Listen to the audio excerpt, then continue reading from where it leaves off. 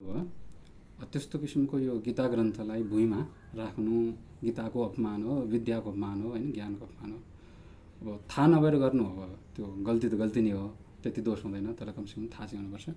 यो प्रत्येक वस्तुलाई एउटा सम्मान आदर दिनै पर्ने हुन्छ। फलफुलको बोट होस्, रुख बिरुवा होस्, यिनीहरूलाई पनि समुचित यदि आदर मिलेन, सम्मान मिलेन भने राम्रोसँग फुल्दैन, राम्रोसँग फल्दैन नि। व्यक्तिलाई पनि राम्रोसँग तपाईँ दिनुपर्ने सम्मान दिएन भने ऊ राम्रोसँग विकसित भएर आउँदैन। छोरालाई छोराको मान दिनुपर्ने हुन्छ, छोरीलाई छोरीको मान दिनुपर्ने हुन्छ, पितालाई पिताको मान दिनुपर्ने हुन्छ, पुत्रलाई पुत्रको मान दिनुपर्ने हुन्छ। जो जो जहाँ उसले योग्यता राखेको छ त्यो किसिमको योग्यता अनुसार उसलाई यदि त्यो किसिमको भाव मिल्यो भने ऊ बिस्तारै त्यसमा पूर्णतालाई प्राप्त गर्दछ। नत्र के छ भने त्यो भित्रपट्टि एउटा साइकोलोजी पनि हो, मेन्टली के हुन्छ भने उसलाई प्राप्त हुनुपर्ने चिज प्राप्त हुन नभएपछि भित्रभित्रबाट त्यो कमीले गर्दाखेरि जहिले पनि उसलाई त्यसको अवसाद हुन्छ, कमी खलिरहन्छ कि किन भएन मिल्नुपर्ने मिलेन भन्ने। त्यही चिन्तामा उसको जिन्दगी बित्छ, उसले अरू केही कार्य गर्न अगाडि सक्दैन। त्यही भएर यो मान सम्मानको पनि एउटा विचित्र कुरो छ। यद्यपि साधु सन्तको लागि चाहिँ मान सम्मान अब विषको सम्मान भनेको छ, प्रतिष्ठा सुकरी समान भनेको छ, होइन। तर यथोचित गर्नुपर्ने कर्तव्य परिपालना गर्नुपर्ने हुन्छ। यो शिष्टाचार हो, मर्यादा हो। त्यसले गर्दाखेरि आफ्नो र अगाडि दुवैको के छ भन्दाखेरि एउटा ब्यालेन्स बस्छ। सभ्य समाजको एउटा रीति हो, ठिक छ। अब यो त सम्मान गर्नुपर्ने कुरालाई लिएर भन्यो है। अब गीताको प्रसङ्ग हाम्रो के चलिरहेको थियो भने यहाँ 8औं अध्यायमा अर्जुनले 7 प्रश्नहरू गरेका थिए। ब्रह्म के हो, अध्यात्म के हो, यसरी चाहिँ अर्जुनका 7 प्रश्नहरू थियो। अध्यात्मक सम्बन्धी, ब्रह्म सम्बन्धी, अधिभूत सम्बन्धी, अधिदैव सम्बन्धी र अन्तिममा उनले 7औं प्रश्न के सोधेका थिए भन्दाखेरि प्रयाण काले ज कथम ज्ञेयोसि नियतात्मभि, मृत्युको समयमा चाहिँ योगीहरूले चाहिँ हजुरलाई कसरी चाहिँ ध्यान गर्दछन्, हजुरको ध्यान चिन्तन मनन कसरी गर्नुपर्छ भन्ने कुरोलाई अर्जुनले सोधेका थिए। त्यसको उत्तरमा भगवान्ले के भन्नुभयो, योगी हठयोगीको क्रमद्वारा पनि यसलाई बताउनु हो उहाँले। र साथसाथमा सबैको हठयोग गर्ने त्यति क्षमता हुँदैन। भक्ति योग जो हृदय कोमल भएका छन्, आर्द्र हृदयका छन्, प्रेमी छन्, त्यस्ताकाहरूलाई चाहिँ भक्ति योग मार्गद्वारा चाहिँ निरन्तर परमात्माको अनुस्मरण चिन्तन यदि अभ्यास गरिरह्यो भने मृत्युको समयमा पनि उसले के गर्छ, परमात्माको चिन्तन मनन गरेर ओमकारको उच्चारण गर्दै परब्रह्म परमात्मामा लीन हुन्छ भनेर यो मृत्युमा कसरी, यो मृत्यु भनेको अन्त्य समयमा चाहिँ प्राण कसरी छोड्ने भन्ने प्रक्रिया अर्जुनले सोधेको थियो। र त्यसको उत्तर भगवान्ले दुईवटा प्रकारले दिनु हो। या त हठयोगको माध्यमद्वारा हठयोगीले छोड्दछन्, त्यसको लागि चाहिँ पहिल्यैदेखि यम नियम आसन प्राणायाम प्रत्याहार धारणा ध्यान समाधिको अभ्यास जसले गरिरहेका छन् उनीहरूले नै के गर्छन् भन्दाखेरि मृत्युको समयमा पनि आफ्ना सारा इन्द्रियहरूलाई समेटेर, जसरी स्वप्न अवस्थामा हाम्रा सारा इन्द्रियहरू सङ्कुचित भएर हृदयमा एकत्रित हुन्छ नि, जस्तो अहिले हामी जागृत अवस्थामा छौँ, हेरिरहेछौँ, आँखाले कानले सुनिरहेछौँ, नाकले सुँगिरहेछौँ, जिब्रोले स्वाद लिइरहेछौँ, छालाले चिसो तातो गर्मी थाहा पाइरहेछौँ नि त। ठ्याक्कै स्वप्नमा गइसकेपछि, निद्रामा गइसकेपछि यी इन्द्रियहरूले काम गर्छ त? आँखाले हेर्न सक्छ, कानले सुन्न सक्छ, नाकले सुँग्न सक्छ त? सक्दैन नि। त्यो के भयो त? ती सबै एकत्रित भएर कण्ठदेशमा बस्यो भन्छन्। शास्त्रले चाहिँ पुरितत नाडी भन्ने कण्ठमा छ, हिता नामको नाडी र पुरितत नामको नाडी, दुईवटाको उल्लेख छ है। त्यो नाडीमा गएर मन निवास गर्दछ र त्यही स्वप्न देख्छ। जाग्रत अवस्थामा मस्तिष्कमा बस्दछ मनको स्थिति, स्वप्न अवस्थामा कण्ठमा बस्छ र सुसुप्ति निद्रा एकदम गाढ निद्राको अवस्थामा हृदयमा बस्छ भनेर यो मनको स्थान बताएको छ उपनिषदहरूले। जसरी स्वप्न अवस्थामा जाँदाखेरि मनमा नै सारा इन्द्रियहरू सङ्कुचित भएर बस्छन् नि, त्यस्तै हठयोगका अभ्यासीहरूले के गर्छन् भने आफ्नो मनमा सारा इन्द्रियहरूलाई समेटेर एकट्ठा गर्छन् र त्यो मनलाई हृदयमा स्थापित गरेर प्राणसँग एक गरेर प्राणलाई सुषुम्नामा प्रवेश गरेर मूर्धामा पुर्याउँछन् र ओमकारको उच्चारण गर्दै परमात्माको ध्यान गर्दै प्राण छोड्छन्। यो हठयोगीको प्रक्रिया हो। जसले हठयोगको अभ्यास गरेको छ, प्राणायामको अभ्यास गरेको छ, मनलाई संयमित गर्न सिकेको छ, इन्द्रियहरूलाई नियमित गर्न सिकेको छ, त्यस्ता हठयोगीले चाहिँ यसरी चाहिँ आफ्नो प्राणलाई वशमा गरेको हुनाले प्राणलाई सुषुम्नामा प्रवेश गराएर मूलाधार चक्रबाट प्रत्येक चक्रको भेदन गर्दै सहस्रारमा पुग्छन्। अब यो कार्य हठयोगीको लागि अब जसले जीवनभर अभ्यास प्राणायाम गरेर प्राण जय गरिसकेका छन्, मन जय गरिसकेका छन्, उनीहरूको लागि सम्भव छ। सामान्य साधारणहरूको लागि आर्द्र हृदयका भएकाहरूलाई गाह्रो छ नि त। त्यही भएर भगवान्ले अर्को सुलभ उपाय के बताउनु भयो भन्दाखेरि, हेर अर्जुन यो कठिन छ। अत सुलभ उपाय के हुन्छ भने योगी भन्दा भिन्न साधारणजनको लागि जो प्रेमी छन्, श्रद्धालु छन्, भक्त छन्, उनीहरूले चाहिँ भक्ति मार्गद्वारा परमात्माको यदि अनन्य भावद्वारा चिन्तन गर्दछन् भने त्यसको लागि केवल मृत्युको समयमा चिन्तन गर्छु भनेर सम्भव छैन। जीवनभर जसले जस्तो किसिमको अभ्यास गरेको छ अन्त्यमा उसको मुखबाट त्यही नै निक्लिन्छ नि त। अब अचानक अहिले कसैले एक झापडा हान्दियो भने मुखबाट के निक्लिन्छ? ऐयामा भन्न कसैले होइन, आमाको यदि बढी नाम लिएको छ भने अभ्यास आमाको छ भने आमा भन्ला होइन। कसैलाई गाली दिने अभ्यास छ भने गाली नै बक्ला। अब कसै पुरानो बुढापाकाहरूको बानी के छ भन्दाखेरि हरिराम शिव शिव भन्ने बानी लागेको थियो होइन। त्यही अनुसार उहाँहरूको मुखबाट के निक्लिन्थ्यो भन्दाखेरि शिव शिव राम राम भन्ने निस्किन्थ्यो। अब अहिले गाली नै मुखबाट निस्किन्छ। किन भन्दाखेरि हाम्रो त्यो सूक्ष्म अवचेतन मनमा, अब आजकलको भाषामा सबकन्सियस माइन्ड र अनकन्सियस माइन्डमा के घुसेको छ भने गाली घुसेको छ। अब त्यो कहाँबाट घुस्यो भने कन्सियसबाटै घुस्छ। हाम्रो जुन चेतनाको लेभल छ कन्सियस माइन्डमा, जुन चिजलाई हामीले बारम्बार रिपिट गर्छौँ, जुन चिजलाई बारम्बार अभ्यास गर्छौँ, त्यो सूक्ष्म छाप केमा पर्छ? सबकन्सियस माइन्डमा त्यसको सूक्ष्म छाप परेको हुन्छ। अनि त्यो नै के हुन्छ भने तपाईँले थाहा नै नपाइकन निक्लिन्छ। मृत्यु समय पनि आफ्नो हातमा हुँदैन, कस्तो किसिमको मृत्यु आउने, कस्तो किसिमको गर्ने भन्ने कुरो। अब ठुल्ठुला योगीका कुरा छोडिदिउँ अथवा परमात्माका मीरा जस्ता भक्तहरूको कुरोलाई छोडिदिउँ, साधारण जनमा त्यो स्थिति हुँदैन कि आफ्नो मृत्युलाई वशमा राख्ने। अत यदि जीवनभर उसले कुनै चिजको अभ्यास गरेको छैन भने मृत्युको समयमा उसले त्यो चिज गर्न सक्दैन। अत भगवान्ले के भन्दै हुनुहुन्छ भने तिमीले त्यो चिजको नित्य अनुस्मरण गर, परमात्माको चिन्तन भक्तिभावपूर्वक अनन्य भावबाट कार्य गर बाहिर, तर भित्र सुमिरन चिन्तन कसको गर? परमात्माकै गर। राम राम भन्दै आफ्नो कार्य गर। यसरी चाहिँ नित्य अभ्यास गर्दै गर्दै गर्दै गएपछि निरन्तर मनमा के चलिरहेको छ? चिन्तन चलिरहेको छ नि। त्यो मनमा चिन्तन चलेको हुनाले अब त्यो बिस्तारै बिस्तारै मृत्युको समयमा त्यही अभ्यास हुन्छ। अत त्यस्तो व्यक्तिहरूले के गर्छन्? मृत्युको समयमा परमात्माको स्मरण गर्दै ओमकारको उच्चारण गर्दै प्राण छोड्छन्। उनीहरूको पनि स्थिति अब के हुन्छ त? अब यहाँसम्म यो पूर्वको संक्षेपमा अलिकति मैले बताइदिएँ। यसरी चाहिँ परमात्माको चिन्तन गरेर ओमकारको उच्चारण गरेर परमात्माको नाम लिएर यदि प्राण छोड्दा लाभ के त? प्रश्न यो पनि त हुन्छ। त मृत्युको समयमा योगीहरूले कसरी प्राण छोड्छन् भन्ने प्रश्न अर्जुनको थियो, त्यो त उत्तर दिनुभयो। अब भगवान् दयालु हुनुहुन्छ, अर्जुनले नसोधेका प्रश्नको पनि उत्तर दिनुहुन्छ। अब अर्जुनले सोधेका थिएन यसको लाभ के हो भनेर, जस्तै मृत्यु जसरी भए पनि फरक के पर्छ र भन्ने यो पनि त प्रश्न होला नि त। चाहे मृत्युको समयमा परमात्माको स्मरण होस्, चाहे संसारको स्मरण होस्, जेसुकै होस् अथवा स्मरणै नहोस्, तर स्मरण गरेर यसरी चाहिँ प्राण छोड्दा लाभ के हुन्छ त? प्रयोजन बिना मन्दोपि न प्रवर्तते। यदि कुनै उद्देश्य प्रयोजन छैन भने मूर्खभन्दा महामूर्ख पनि त्यसमा प्रवृत्त हुन्छ त? हुँदैन नि। उसले केही न केही त्यहाँ सफलता, प्रयोजन, उद्देश्य देख्नै पर्छ, हुनै पर्छ। मूर्खले पनि काहीँ न काहीँ केही न केही प्रयोजन देखेर मात्रै के गर्छ? त्यो चिजमा प्रवृत्त हुन्छ। अत यो प्रयाणको समयमा ओमकारको उच्चारण गरेर चाहिँ परमात्माको स्मरण गरेर प्राण छोड्नुको फल के हो, उद्देश्य के हो, त्यही कुरोलाई चाहिँ अब यहाँ उत्तर दिँदै हुनुहुन्छ 15औं श्लोकमा।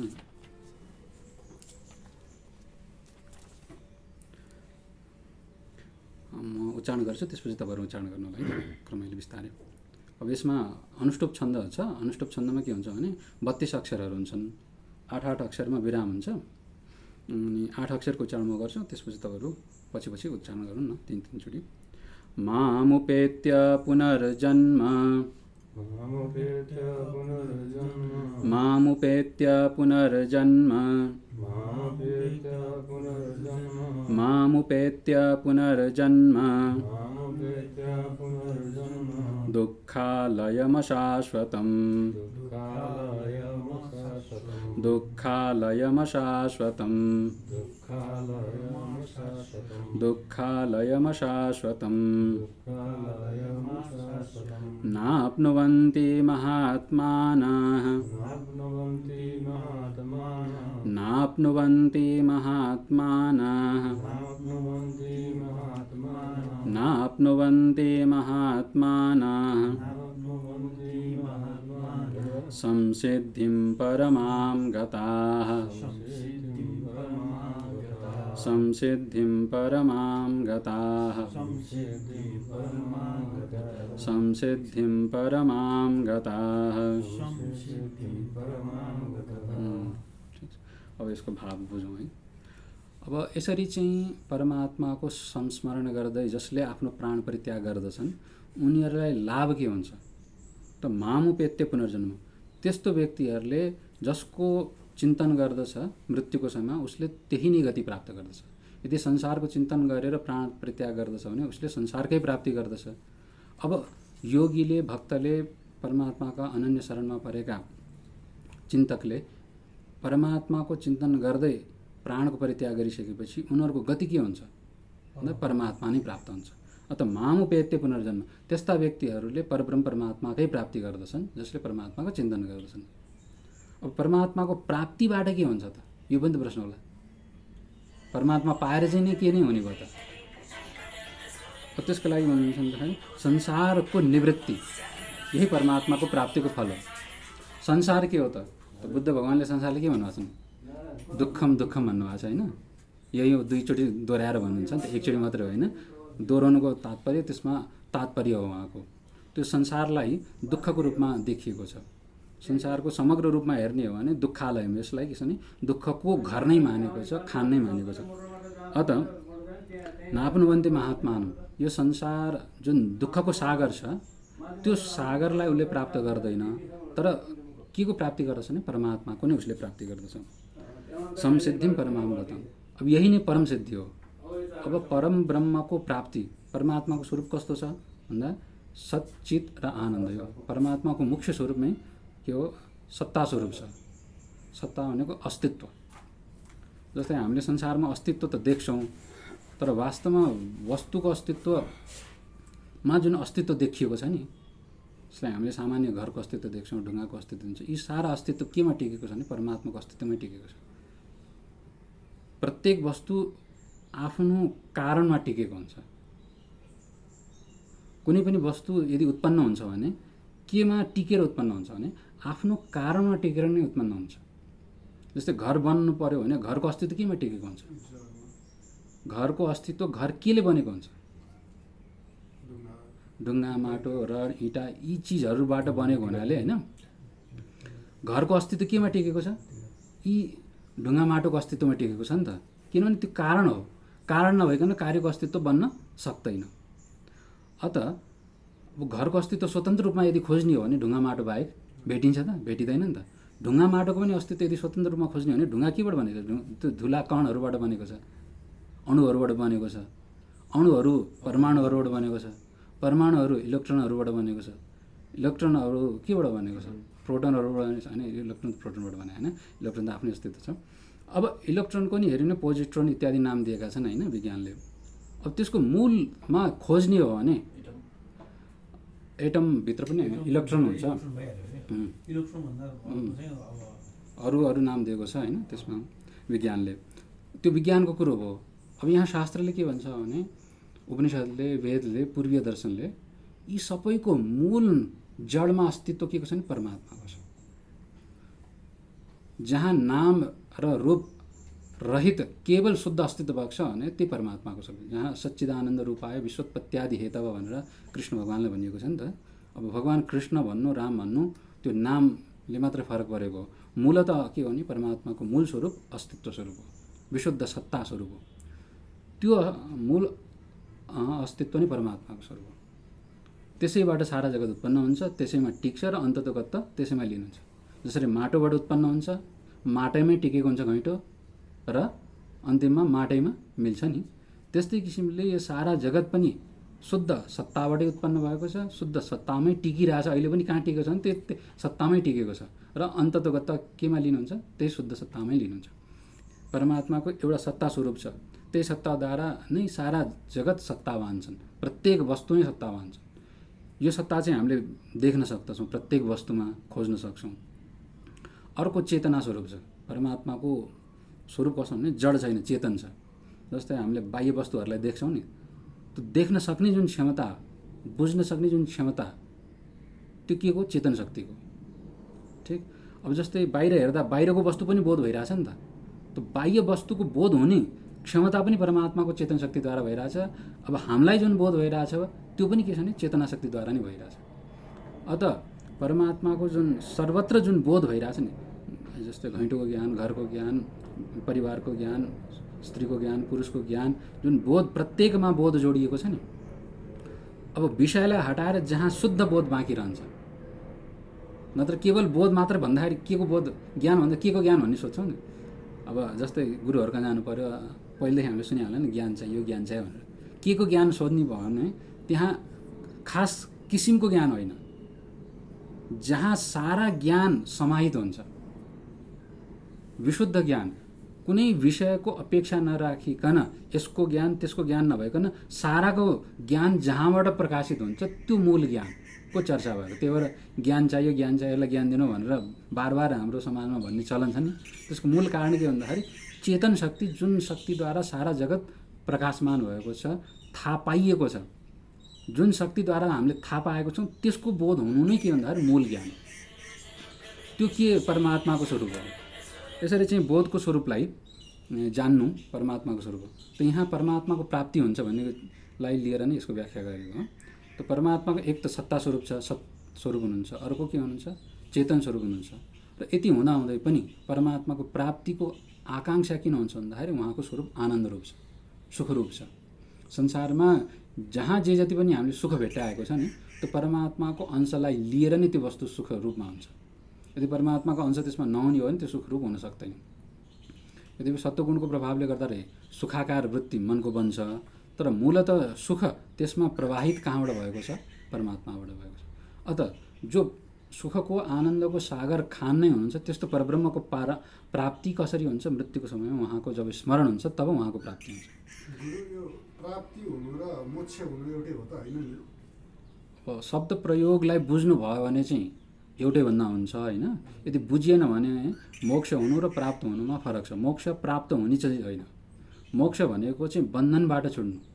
पहिले बाँधिएको कोही छ भन्ने थाहा पाउनु पर्यो। को बाँधिएको छ, कसरी बाँधिएको छ, किन बाँधिएको छ भन्ने तपाईँले चिन्तन मनन गर्दै जानुभयो, गुरुहरूको सत्सङ्ग पाउँदै जानु भने बिस्तारै बिस्तारै न बाँधिएको रहेछ, न पाउनु पर्ने रहेछ। वास्तवमा के छ भन्दाखेरि मूलत जुन परब्रह्म परमात्माको यो लीला हो, त्यो न बाँधिएको छ न मुक्त नै छ। तर मायाको जन्जाल यस्तो छ कि बाँधिएको पनि देखिन्छ, मुक्त भएको पनि देखिन्छ। परमात्माको स्वरूप लीन भएपछि जन्म मरण फेरि हुन्छ गुरु? हुँदैन। परमात्माको स्वरूपको प्राप्ति भइसकेपछि दुबारा जन्म मरण हुँदैन। मोक्ष नै हो। परमात्माको प्राप्ति भन्नु, मोक्ष भन्नु एकै हो, अर्थ हो। त मोक्ष भनेको आफूले आफूलाई परमात्मादेखि भिन्न ठान्नु। परमात्मा छुट्टै छ, म छुट्टै छु, यो शरीर मेरो हो, म शरीर हुँ, यस्तो किसिमको बुद्धि हुनु यो के हो? बन्धन हो। यही संसार हो। यसबाट मुक्त हुनु भनेको म शरीर होइन, म मन होइन, म बुद्धि होइन, म परमात्मादेखि भिन्न होइन, परमात्माकै स्वरूप हुँ। अंश।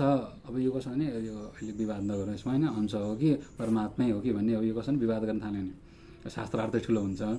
सामान्य के छ भने परमात्माकै स्वरूप। परमात्मा भन्दा अरू संसारमा भिन्न केही छँदै छैन।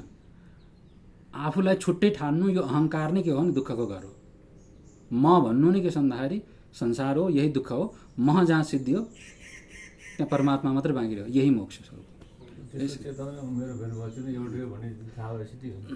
यसरी चाहिँ संसिद्धिम परमाम गता, परम सिद्धि जुन मोक्ष छ, परमात्माको प्राप्तिलाई चाहिँ यसरी परमात्माको यदि मृत्युकालमा यदि कसैले संस्मरण गर्दछ भने उसले परमात्माको नै प्राप्ति गर्दछ।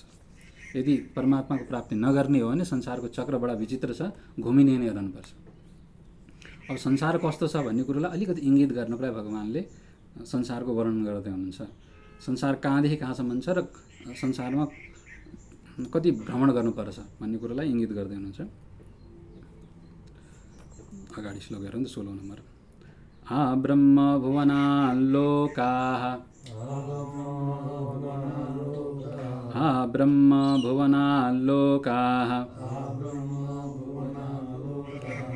ब्रह्म भुवनाल्लोकाः पुनरावर्तिनोऽर्जुन पुनरावर्तिनोऽर्जुन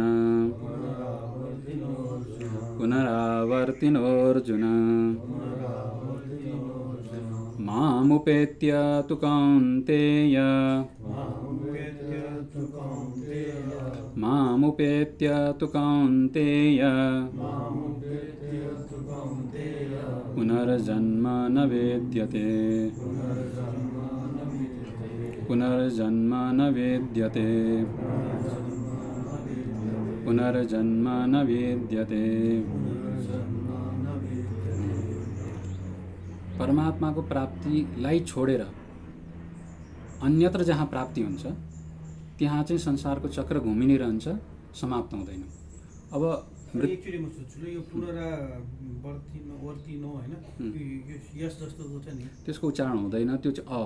अनि यो ठाउँ अनुसार यो फरक हुँदै जान्छ? हुँदैन। त्यो नै हुन्छ सर्वत्र यस लेखेको जस्तो देखिन्छ, सबै ठाउँ नै हो, तर त्यो चाहिँ साइलेन्समा छ।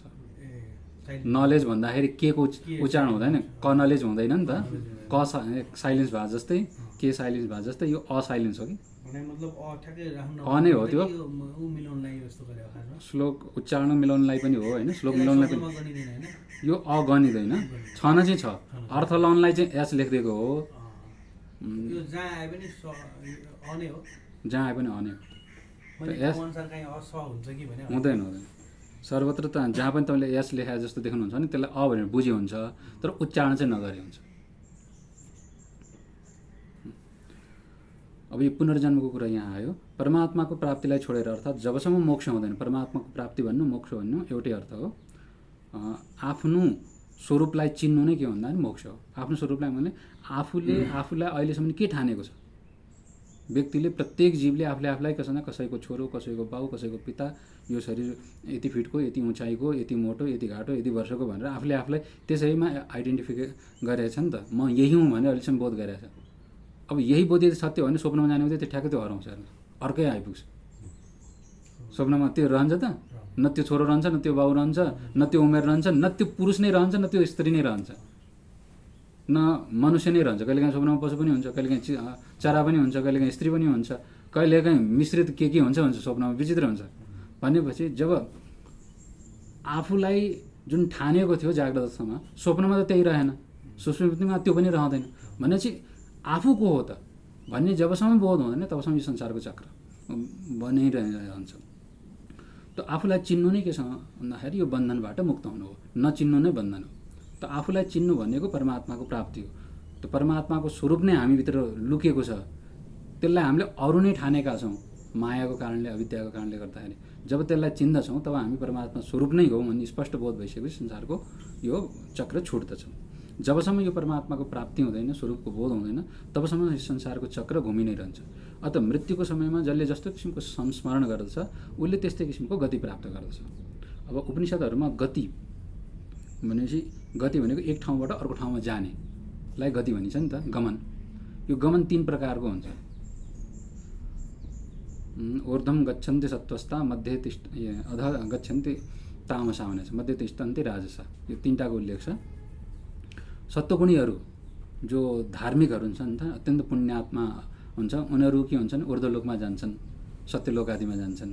यो ऊर्ध्व गति एउटा भयो। एउटा पापी हुन्छन्, तमोगुणीहरू हुन्छन्, उनीहरू कहाँ जान्छन्, अधोगतिमा जान्छन्, नरकमा जान्छन्, या त पशु योनिमा जान्छन्। दुःख जहाँ बढी मात्रामा हुन्छ त्यो योनिलाई प्राप्त गर्छ। अर्को के हुन्छन्, मिश्रित कार्य गर्ने हुन्छन्। सत्वगुण र रजो गुण दुईटैलाई मिसाएर, तमोगुणलाई मिसाएर जो बनेका हुन्छन् रजोगुणीहरू, त्यति पुण्यवान पनि होइन, त्यति पापी पनि होइन, मिश्रित। पुण्य पनि अलिअलि गरेर अलिअलि पाप पनि गरेका यिनीहरू के छ भने मध्य तिष्ठन्ति, बिचको यो मनुष्य योनि हो।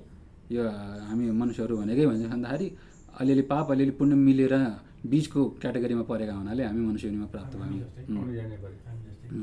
अब यो मध्यगति भयो। यसरी चाहिँ 3टा गतिलाई शास्त्रले बताउँछ, ऊर्ध्वगति, अधोगति र मध्यगति, 3टा गति छ।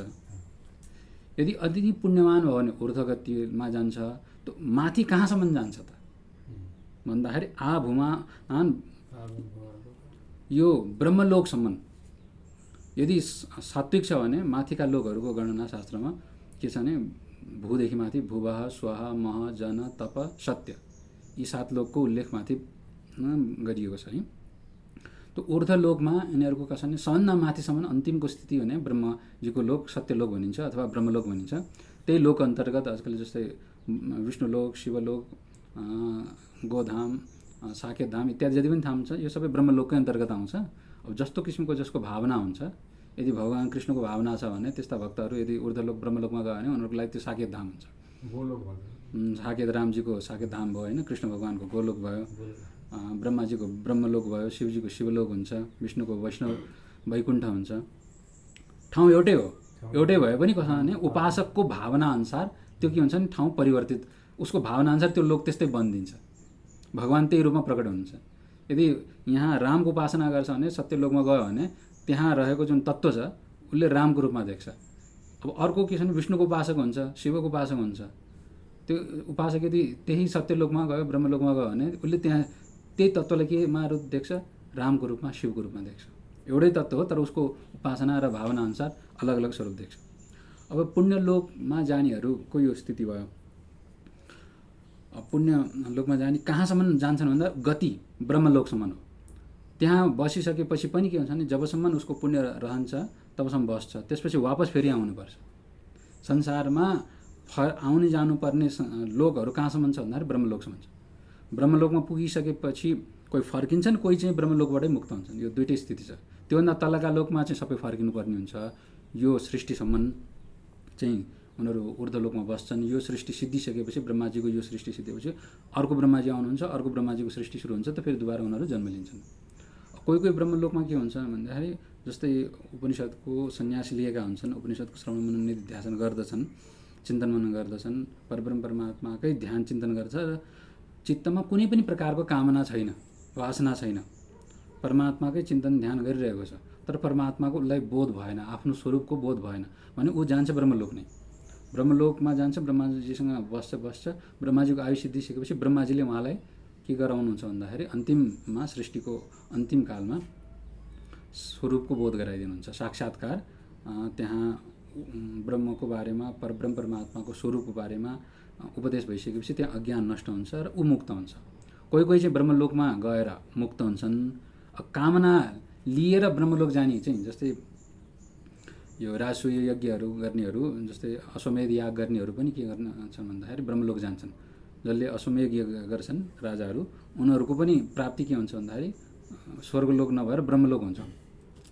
यो अश्वमेध यज्ञको उपासना गर्नेहरू ब्रह्मलोक जान्छन्। यदि कामनाले युक्त भएर यदि ब्रह्मलोक गयो भने उनीहरू कामनाले गएका हुन्, कामना सिद्धिसकेपछि उनीहरूको पुण्य सिद्धिसकेपछि वापस फेरि यहीँ आउँछन्। त्यस्तो किसिमको भएको हुनाले चाहिँ ब्रह्मलोकसम्म, यहाँबाट सत्यलोकसम्म के हुन्छ, यो भानुभक्तले सत्यलोक पुगेको यहाँ भनेर सत्यलोक भन्नुभएको छ नि, त्यो सत्यलोक भनौँ ब्रह्मलोक भनौँ एउटै हो। त अब त्यहाँसम्म के छ भन्दाखेरि यो सबै पुनरावर्ती वापस आउनुपर्ने यी लोकहरू हुन्। गइसकेपछि फेरि पुण्य सिद्धिएपछि वापस आउनुपर्छ। कामना हुनेहरूको चाहिँ सम्पूर्ण जति पनि कामनाले युक्त भएका छन् तिनीहरू के छ भन्दाखेरि भिजा लगाए जस्तै अब यहाँबाट अमेरिका जानु पऱ्यो भने 6 महिनाको भिजा लगाउनु भयो, त्यो भिजा सिद्धिएपछि के भयो, वापस आउनुपर्छ नि। त्यस्तै यहाँबाट पुण्यको छाप लगाएर ब्रह्मलोक गइयो कामना भएको हुनाले, त्यसपछि त्यो समय अवधि सिद्धिसकेपछि वापस आउनुपर्छ। यसरी हे अर्जुन, ब्रह्मलोक पर्यन्त सारा लोक के छ, पुनरावर्ती छन्, वापस आउनुपर्ने खालका छन्। तर एक जहाँ चाहिँ वापस आउनु पर्दैन त्यो तत्त्व के भन्दाखेरि परब्रह्म परमात्मा, जसले परमात्माको स्वरूपलाई प्राप्त गर्यो। माम उपेत्य, परमात्माले के भन्नुहुन्छ, मलाई यदि तिमीले पायो भने हे अर्जुन, म भन्नाले यहाँ हात खुट्टा भएको कृष्ण भन्नु खोजे होइन, त्यो परम तत्त्व जसको मूलबाट सारा जगत उत्पन्न भएको छ, जसमा जगत सारा टिकेको छ, अहिले जुन जगत टिकेको देखेको छ, जुन मूल तत्त्वमा टिकेको छ र अन्तिममा गएर लीन पनि त्यसैमा हुन्छ, त्यो तत्त्वलाई, त्यो म तत्त्वलाई यदि तिमीले जान्यौ भने, त्यसलाई प्राप्त गर्यो भने अनि मात्रै के छ भने यो संसारमा वापस आउने क्रम रहँदैन। संसारको यो आउने जाने जुन क्रम छ तब भङ्ग हुन्छ। हे कौन्ते, हे कुन्तीनन्दन, यसरी चाहिँ पुनर्जन्मको प्राप्ति कहाँ गएर हुँदैन भन्दाखेरि परब्रह्मको प्राप्ति भएपछि मात्रै पुनर्जन्मको यो चक्रव्यूह छुट्छ। नत्र संसारको चक्र बडा विचित्र छ। ब्रह्माजीको अब आयु कति छ, ब्रह्मलोकको आयु कति छ भन्ने कुरोलाई बताउनलाई चाहिँ अब सामान्य यो देखाउँदै हुनुहुन्छ। सहस्रयुग पर्यन्त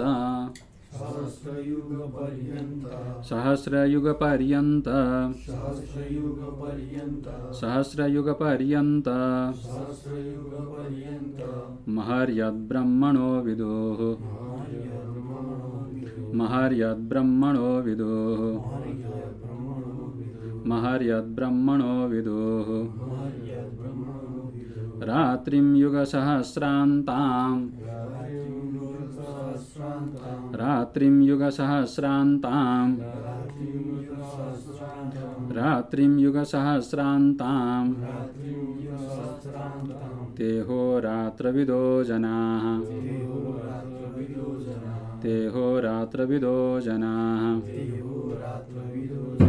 तेहोरात्रविदो जनाः पुण्यको प्रभावले सत्यलोक ब्रह्मलोक इत्यादि जानेहरूको आयु चाहिँ फेरि लामो हुन्छ है। अब ब्रह्माजीको आयुलाई यहाँ सामान्य बताउँदै हुनुहुन्छ। ज्योतिषीहरूले अहोरात्रविद भनेको दिन र रात, अर्थात् दिन रात भनेको सामान्य कालको रूपमा हेर्ने हो भने हामीले काललाई के रूपमा भन्छ भने दिन र रात रूपमा परिगणना गर्छौँ। बाँकी त्यसैको समूह त हो नि। 7 दिन र 7 रात भएपछि 1 हप्ता भयो। 15 दिन भयो भने पक्ष भयो। 15 दिन शुक्ल पक्ष र कृष्ण पक्ष मिलाएर के भने 1 मास हुने भयो। अब 6वटा मासमा लाग्यो, षड्मास उत्तरायण र दक्षिणायन हुने भयो। अब उत्तरायण र दक्षिणायन 6 महिना मिलायो भने 1 वर्ष हुने भयो। ठिक छ। अब 60 भने संवत्सर हुने भयो। त यसरी चाहिँ काललाई परिगणना गरिएको। त मूलत काल हेर्ने हो भने दिन र रातको रूपमा हामीले मुख्य देखिने चाहिँ त्यही हो नि। बाँकी त समूह नै हो नि त। दिन र रातको समूहलाई नै हामीले सप्ताह, पक्ष, मास भन्यो नि त। अत यहाँ ज्योतिषीहरूलाई अहोरात्रविद भन्छ कि दिन र रातको विशेषज्ञ। त्यस्ता कालविदहरूले के भन्ने गरेका छन् भने ब्रह्माजीको आयु कति छ भन्दाखेरि सहस्रयुग पर्यन्तम ब्रह्मणो युग। यो ब्रह्माजीको आयु चतुर्युग 1000 चोटि बितेपछि, 1000 चोटि चतुर्युग बितेपछि के हुन्छ, ब्रह्माजीको 1 दिन हुन्छ। त्यस्तै किसिमले चतुर्युग 1000 चोटि बितेपछि त्यति नै रात्रि हुन्छ। चतुर्युग भनेको 4 युग। 4 युग बितेको कलियुग हैन, कलियुग भयो, द्वापरी भयो, त्रेता भयो र सत्य भयो। यो 4वटा। जस्तै कलियुगको कति हुन्छ भन्दाखेरि 4,32,000 हुन्छ। कलियुगको आयु 4,32,000 छ। द्वापरको यसको दुगुना हुन्छ। कति हुने भन्दा 8,64,000। 32 भनेपछि 64,000 भयो होइन। त्यसरी अनि यसको दुगुना के हुन्छ, त्रेतायुगको आयु छ। यसको दुगुना सत्ययुगको आयु छ। यो टोटल मिलाएपछि अब यो एउटा चतुर्युग हुने भयो। यस्ता चतुर्युग चाहिँ 1000 चोटि बित्यो भने ब्रह्माजीको बल्ल 1 दिन हुन्छ। अनि त्यो फेरि 1000 चोटि बितेपछि 1 रात हुन्छ। त्यसरी चाहिँ ब्रह्माजीको के भन्दाखेरि यो 100 वर्ष पुगेपछि अनि ब्रह्माजीको आयु सिद्धिन्छ। त्यो हिसाबले लगाउनु। अब हिसाब लगाउँदै गर्नु, गणित लगाउने होइन। यसरी चाहिँ ब्रह्माजीको आयुलाई यहाँ बताउन खोजेको। भन्न खोजेको तात्पर्य संसारमा जे जति पनि दृश्य पदार्थहरू छन्, जे जति पनि देखिएका लोकहरू छन्, चाहे तलको पाताल लोक नै होस्, चाहे सर्वोत्तम माथि रहेको अन्तिम सत्य लोक नै किन नहोस्, यी सबै के छ भने कालको परिबन्धनमा बाँधिएका छन्। सबैको आफ्नो सीमा छ। संसारमा जे जति उत्पन्न भएका छन् ती सबै के छन्, विनाशी हुन्छन्। यो नियम नै छ, युनिभर्सल ल नै हो। यदि उत्पन्न हुन्छ भने त्यो के हुन्छ, नष्ट हुन्छ। यो सामान्य नियम हो। अत यी सब लोकहरू त उत्पन्न भएका छन्, ब्रह्माजी पनि उत्पन्न हुनुभएका छ। अत उहाँको आयु यति चतुर्युग 1000 बितेपछि उहाँको 1 दिन हुन्छ। यसरी चाहिँ अब 100 वर्ष बित्यो भने उहाँको आयु पनि पुरा हुन्छ। अब उहाँको आयु पुरा भएपछि के उहाँको लोक बाँकी रहन्छ त, बाँकी रहँदैन नि त। हे अर्जुन, संसारमा यदि ब्रह्माजीको लोक सत्यलोकलाई प्राप्त गर्यो, ब्रह्मलोकलाई प्राप्त गर्यो, त्यसपछि अब चाहिँ म सेफ भएँ, अब चाहिँ संसारमा चक्रमा घुम्नु पर्दैन भन्ने यदि तिमीले ठानेका छौ भने त्यो नठाने हुन्छ। संसारमा जे जति वस्तुहरू तिमीले देख्ने, सुन्ने, छुने र मनन गर्ने दृश्य पदार्थ छन् ती सबै विनाशी छन्। अन्ततगत्वा त्यसमा विनाश नै त्यसको मूल गति हुन्छ। अत हे अर्जुन, यहाँ यो निरूपण गर्नुको मूल तात्पर्य के छ भने संसारका कुनै पनि पदार्थ प्राप्ति गरेर तिमीलाई सन्तोष हुँदैन। अन्ततोगत्ता परब्रह्म परमात्मालाई जबसम्म तिमीले जान्दैनौ, जबसम्म त्यो परमात्माको प्राप्ति गर्दैनौ, तबसम्म संसारको यो जुन चक्र घुमिरहन्छ। एक ब्रह्माजी जान्छन्, अर्को ब्रह्माजी आउँछन्, ती ब्रह्माजी जान्छन्, फेरि अर्को आउँछन्। संसारको चक्र यसरी निरन्तर घुमि नै रहेको हुन्छ। त्यही चक्रमा तिमी कहिले मनुष्य, कहिले पशु, कहिले पक्षी, कहिले स्त्री, कहिले पुरुष भनेर यसरी चाहिँ संसारको यो दुःखालय, दुःखको सागरमा तिमी भड्किनै रहनेछौ। अत परब्रह्म परमात्माको प्राप्ति गर है भन्नको लागि चाहिँ यो ब्रह्माजीको आयु यहाँ बताउनु खोजेको। यसको मूल उद्देश्य यति नै। अब सृष्टिको क्रम कहिले पनि सिद्धिँदैन जबसम्म परमात्माको प्राप्ति हुँदैन भन्ने कुरालाई चाहिँ अब अर्को श्लोकमा बताउँदै हुन्छ। यति नै गर्ने कि यति नै गरौँ है, समय पनि भयो। शान्ति शान्ति।